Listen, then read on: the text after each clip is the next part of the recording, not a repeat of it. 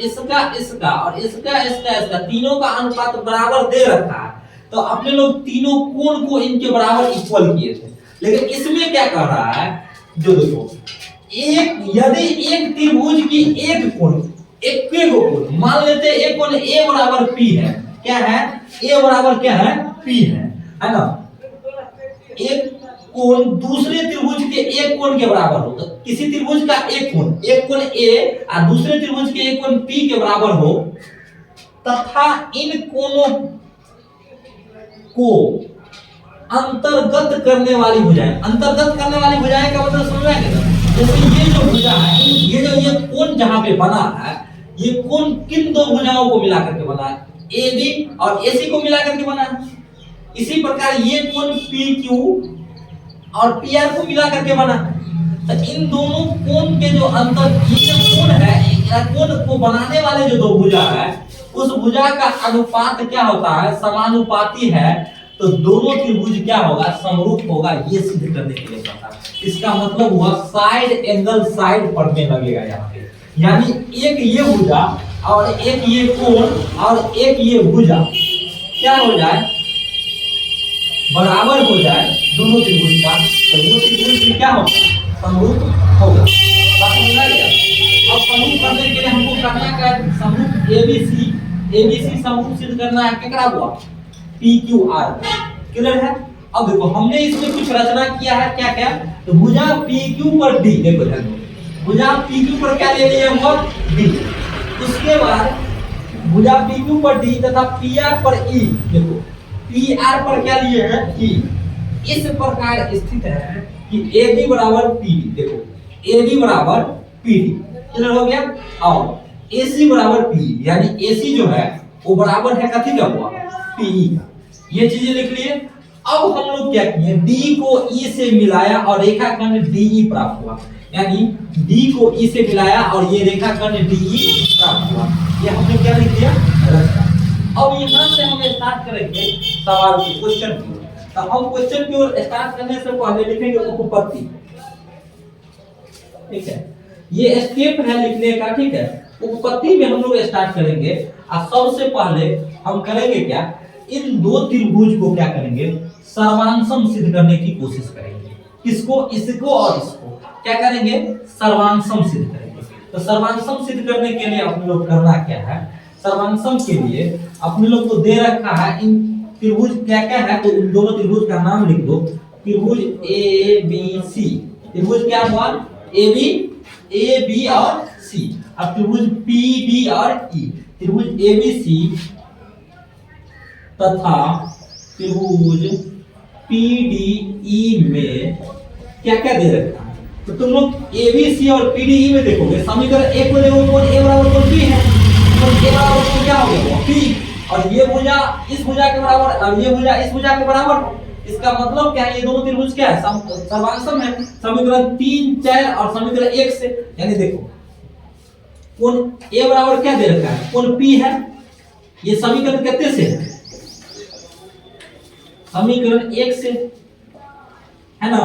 आगे देखो कोण ए बी, भुजा ए बी बराबर क्या है पी डी है, ये कथी से, समीकरण कितने से हुआ, समीकरण 4 से।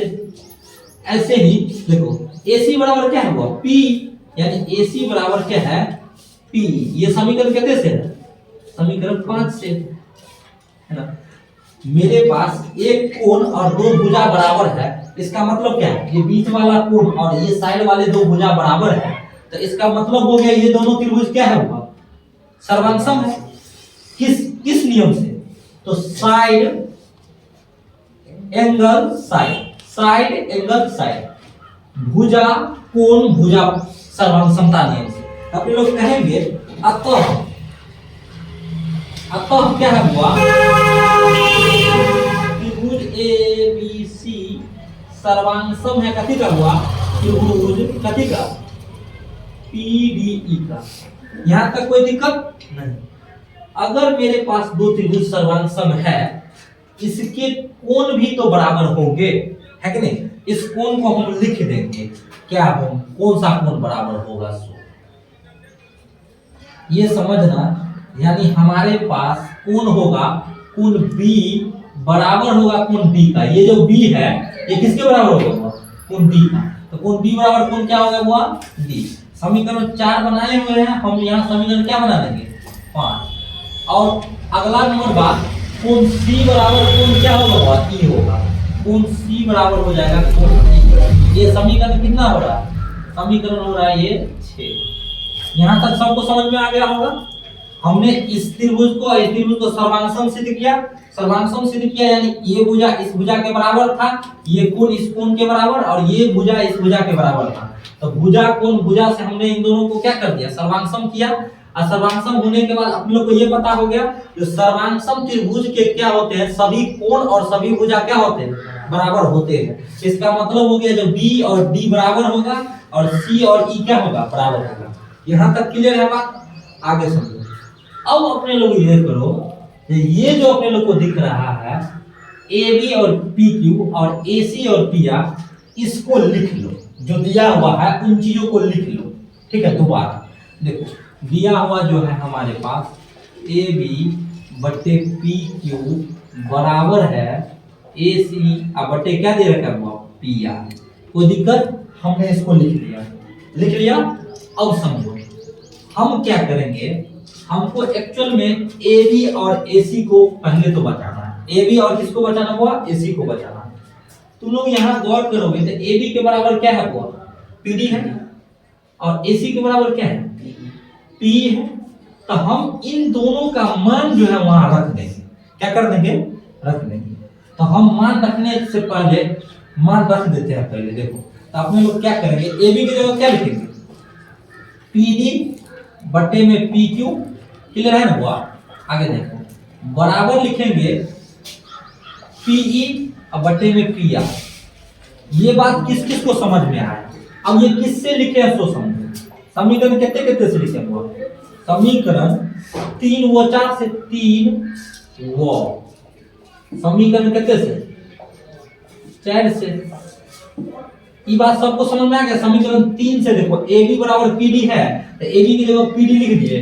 अब देखो ए सी बराबर पी है तो ए सी की जगह पर पी लिख दिए, कोई दिक्कत नहीं। अब यहाँ पे दिक्कत नहीं हुआ तो अब अपने लोग गौर से देखो तो पी डी और पी क्यू, यहाँ देखो पी डी, इधर देखो बॉय, इधर पी डी और ये क्या है, पी क्यू। आगे देखो पी यानी ये पी है ना, और पी आर ये बड़ी वाली है ना। तो अपने लोग को करना ये है, अब इसका व्युत्क्रम करना, क्योंकि कल भी हम तुम लोग को बताए थे ऐसे इसका अनुपात इसका और इस छोटे भुजा का अनुपात बड़े भुजा का होता है। तो अपने लोग क्या करते हैं, माइनस करते हैं तो वहां पे प्लस करने या विलोम लग सकता है। अब देखो एकरा क्या करेंगे, हुआ क्या करेंगे,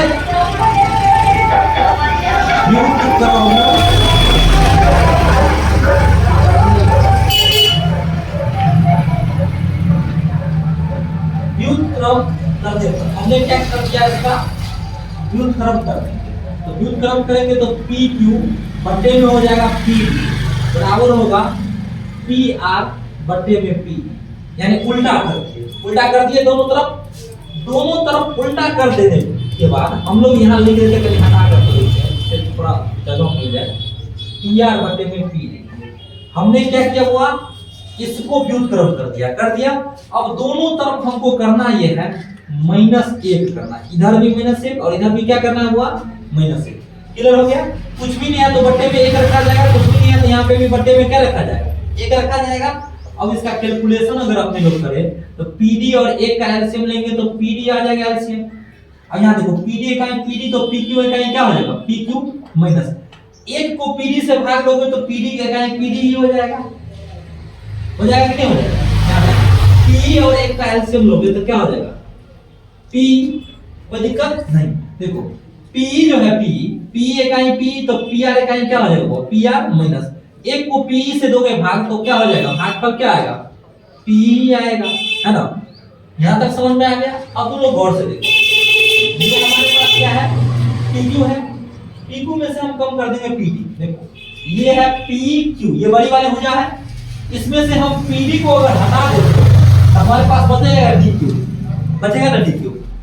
ये बड़ी वाली भुजा है PQ, इसमें से हम PD को हटा दें तो DQ बचेगा, छोटा भुजा। अपने लोग यहाँ लिखेंगे डी क्यू बटे पी डी, डी क्यू बटे पी डी लिख रहे हैं बराबर, देखो बराबर। अब यहाँ पर देखोगे पी आर में से पी घटाना, देखो पी आर ये बड़ी वाली भुजा हो गया, अब मुझे हटा देना है ये पी को, तो बच जाएगा ई आर। अब हम लोग लिखेंगे ई आर बटे में पी, ई आर बटे में क्या लिखेंगे हुआ पी। अब क्या कर दो, इसका फिर से व्युत्क्रम कर दो, क्या कर दो व्युत्क्रम। अपने लोग लिखोगे व्युत्क्रम करने पर, अब देखो हम लोग जब इसका व्युत्क्रम करते हैं तो क्या प्राप्त होता है हमको, ये ध्यान देना। तो हमको प्राप्त होता है पी डी, तो डी लिखा हुआ है सही से समझना, ठीक है, बटे में डी क्यू बराबर हो जाएगा पी ई बटे में ई आर। अब लोग गौर से ध्यान देना, यहाँ देखो गौर, इसको करने के बाद हमको क्या प्राप्त होगा, देखो पी डी और डी क्यू, देखो ये पी डी हो गया और ये डी क्यू हो गया, इसका अनुपात बटे इसका, देखो इन दो भुजा का अनुपात बराबर है इन दो भुजा के अनुपात। तो तुम लोग बताओ, अपने लोग 6.2 में थेल्स प्रमेय का विलोम में जो पढ़े थे, जो इसका अनुपात और इसका अनुपात, इन दोनों भुजा का अनुपात बराबर होगा इन दोनों भुजा के अनुपात के, इसका मतलब ये हुआ कि ये दोनों भुजा क्या है, समांतर है कि नहीं, थेल्स प्रमेय का विलोम। अतः अपने लोग क्या कहेंगे, थेल्स प्रमेय के विलोम से क्या कहेंगे, अतः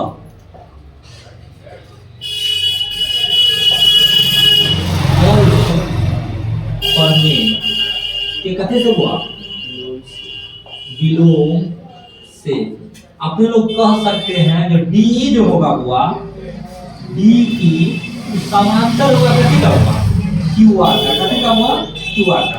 जखनते डी समांतर होगा क्यू आर का, तखनते एक बात बताओ, अपना 9 में पढ़े हुए थे कि अगर मेरे पास दो समांतर रेखाएं हैं, उनके बीच बने त्रिभुज जो होंगे, दो समांतर रेखाओं के बीच के एकांतर कोण जो होंगे वो हमेशा क्या होता है, बराबर होता है। समझ में आ गया ना।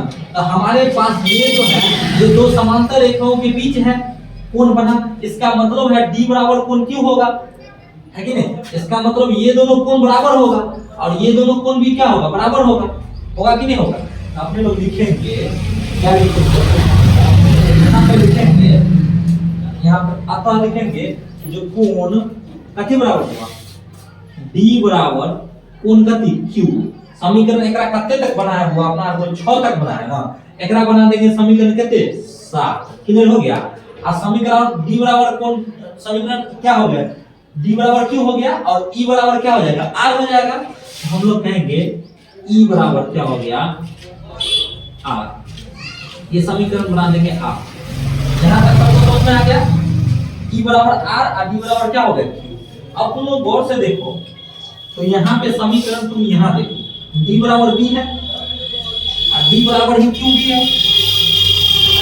समीकरण 5 और 7 से क्या कर सकते हैं, ये कह सकते हैं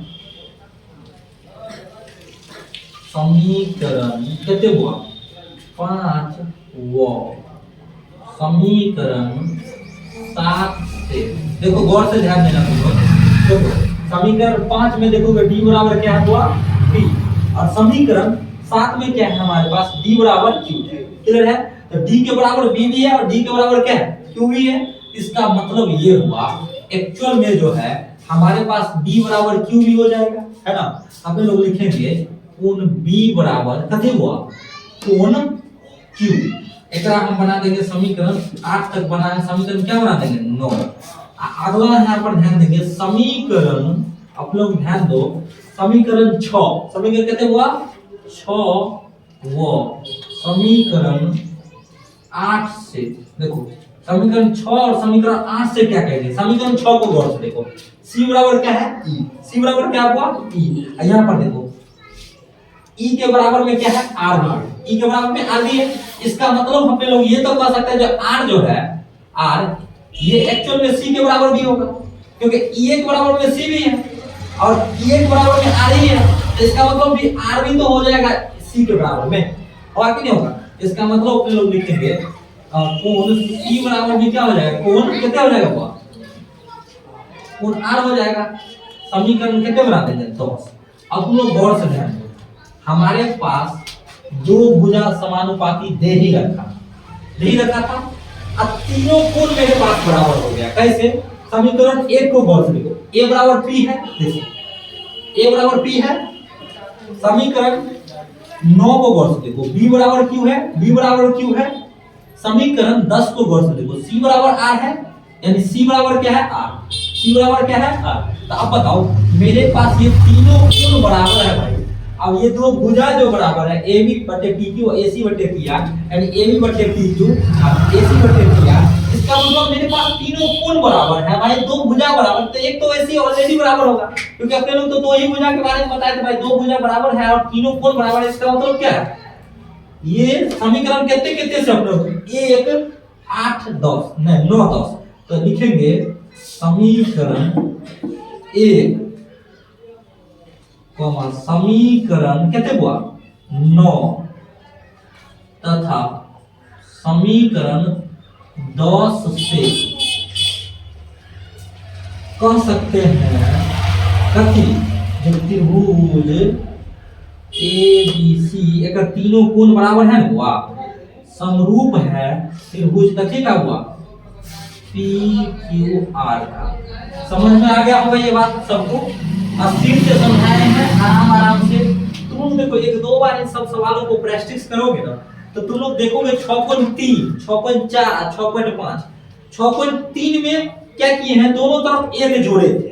और 6.4 में और 6.5 में दोनों तरफ क्या किया? एक घटाए हैं। बस इतना ही बात है, क्लियर है। चलो